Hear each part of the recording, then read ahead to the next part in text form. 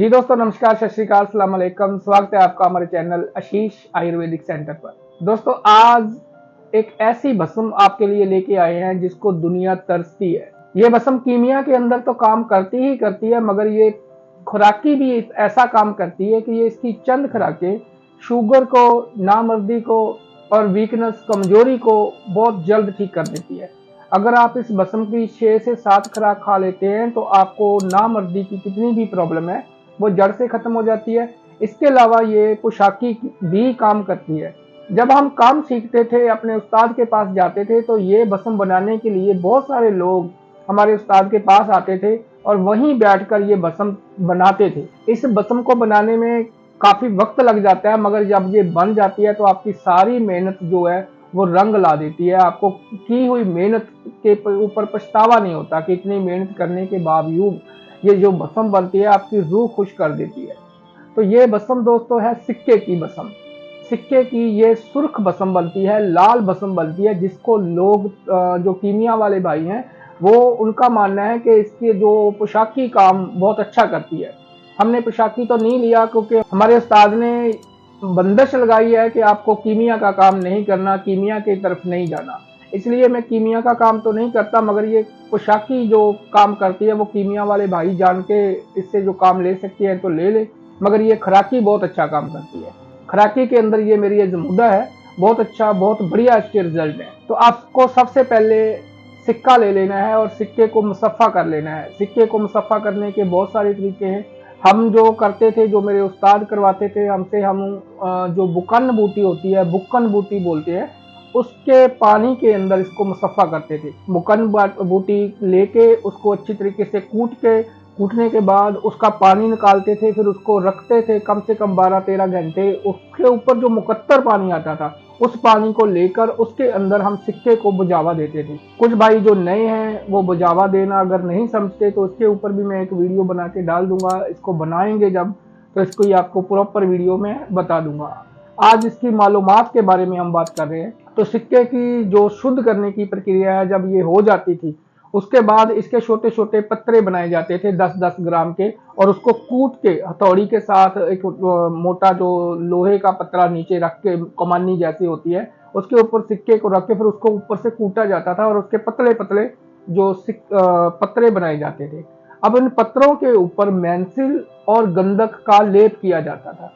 मेंसिल और गंधक को लग लग पहले पीसा जाता था, खरल किया जाता था, फिर एलोवेरा के साथ उसकी पेस्ट बना के गंधक के ऊपर नीचे लगा के इसको सुखाया जाता था। यानी कि जब वो आपने पतरा तैयार कर लिया, उसके ऊपर मेंसिल और गंधक अलग अलग पीसने हैं। कभी भी मेंसिल और गंधक को इकट्ठा खरल में नहीं डालना, इससे विस्फोटक भी हो सकता है। तो इसको दोनों को अलग अलग खरल करते थे, फिर इन दोनों को मिलाते थे, फिर एलोवेरा के साथ इसकी पेस्ट तैयार करते थे, इसकी चटनी बनाते थे। अब इस पेस्ट को सिक्के के ऊपर लेप कर देते थे। लेप करने के बाद जो वो सूख जाता था, जब वो सिक्के के जो पतरे हैं सूख जाते थे, तो छोटा मटका लेके उसके अंदर इसको डाल रख दिया जाता था और इसको कम से कम 5 केजी की, यानी कि 5 किलो कंडों की आग दी जाती थी। कंडे यानी कि जो जंगली उपले होते हैं, जो पशु जानवर जंगल में रहते हैं, जो वो अपना मल त्यागते हैं, जो उसका जो गोहा होता है, हम पंजाबी में उसको गोहा बोलते हैं। तो जो गोहा होता है उसको वो लेके उसके जो उपले बनते हैं अपने आप सूखने के बाद, उसको वो इकट्ठा करवाते थे हम लोगों से। हम वो उपले लेके आते थे, फिर उस उपलों को छोटा छोटा करके इसको कम से कम 5 केजी उपलों की आग दी जाती थी। आग के बाद ये जो होता था सिक्का, ये फोटक हो जाता था, मतलब कि इसको हाथ से भी तोड़ोगे तो टूटना शुरू हो जाता है। अब इसको दोबारा निकाला जाता था, फिर मेंसिल और उसकी जो गंधक की हमने चटनी बनाई होती थी उसके साथ खरल करते थे, फिर इसकी टिक्की बना के फिर इसको आग देते थे। ऐसे इसको कम से कम 10 से 12 आगे आती है। तो धीरे धीरे ये हमारा जो सिक्का है ये लाल कलर की भस्म में तब्दील हो जाता था। ये सिक्का की जो भस्म है दोस्तों, ये शुगर के लिए अक्सीर है। जिनको शुगर है, इसकी आधे चावल की मात्रा हम खिलाते थे तो वो शुगर भी खत्म हो जाती थी।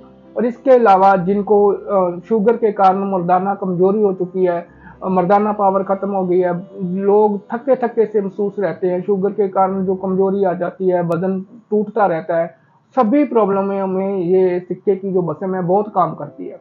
दो हमारे उस्ताद जी कहते थे अगर आपको 1 महीना पेशेंट को खिला दिया जाए तो पेशेंट के अंदर हाथी जितनी पावर आ जाती है।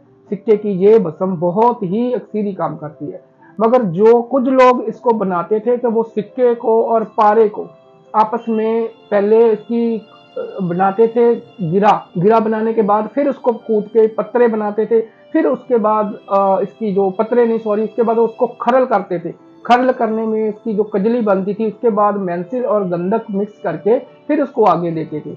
वो आग सिर्फ 2.5 किलो की या 3 किलो की आग होती है। जब आपको अकेले सिक्के को आग देनी है तो कम से कम 5 केजी की आग देनी है। जब पारे और सिक्के को आग देनी है तो 2.5 किलो की आग देनी है। ये खास ध्यान रखना है।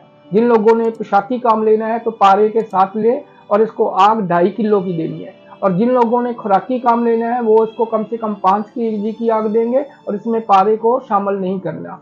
हाँ, अगर आप इसकी जो उस्ताद जी बोलते थे कि ये पारे वाली भस्म और भी एक सीरी होती है, मगर इसके ऊपर मेरा कोई तजर्बा नहीं है, हमने इसको कहीं भी यूज नहीं किया। मगर जो अकेली सिक्के की भस्म है उसको हमने यूज करके देखा है, उसके रिजल्ट बहुत बढ़िया है। दोस्तों, अगर आप इस भस्म को बनाना चाहते हैं तो एक बार मेरा व्हाट्सएप का नंबर मैंने दिया हुआ है, एक बार कंफर्मेशन जरूर कर लें बनाने से पहले। कई बार लोग बना लेते हैं मगर उसको बनाने का अपना दिमाग लगाते हैं, फिर बाद में बोलते हैं कि इसके रिजल्ट कम आए हैं।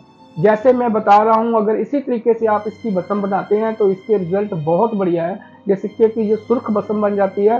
हाँ, इसके कलर, एक बात मैं और आपको बता दूं, अगर इसको पड़ा रहता है तो इसके जो कलर है ना बाद में धीरे धीरे फीका पड़ता है, मगर वो प्लास्टिक की डिब्बी में पड़ेगा। अगर आप इसको कांच की डिब्बी में रखेंगे तो ये इसी तरह का सुर्ख ही बना रहेगा। तो दोस्तों, अगर आपको ये वीडियो पसंद आई है तो एक छोटा सा लाइक जरूर कर दिया करें, क्योंकि इस वीडियो को बनाने के लिए बहुत मेहनत लगती है। हम आपसे कोई पैसे की या किसी तरह की कोई डिमांड नहीं करते, बस आपका प्यार चाहिए होता है, एक लाइक चाहिए होता है। अगर आप एक वीडियो में एक लाइक कर देते हैं, अगर आपको पसंद आती है तो अच्छा सा कमेंट कर देते हैं, तो हमारा वीडियो बनाने का जो मकसद है वो पूरा हो जाता है। तो इसके लिए सिर्फ आपसे एक ही गुजारिश है, अगर आप चैनल पर नए हैं तो चैनल को सब्सक्राइब करें। अगर वीडियो अच्छी लगी, आपके मन में कोई क्वेश्चन है, कोई सवाल है तो कमेंट बॉक्स में पूछ सकते हैं। ठीक है दोस्तों, मिलते हैं एक और ऐसी इंफॉर्मेटिव वीडियो के साथ, तब तक के लिए बने रहें।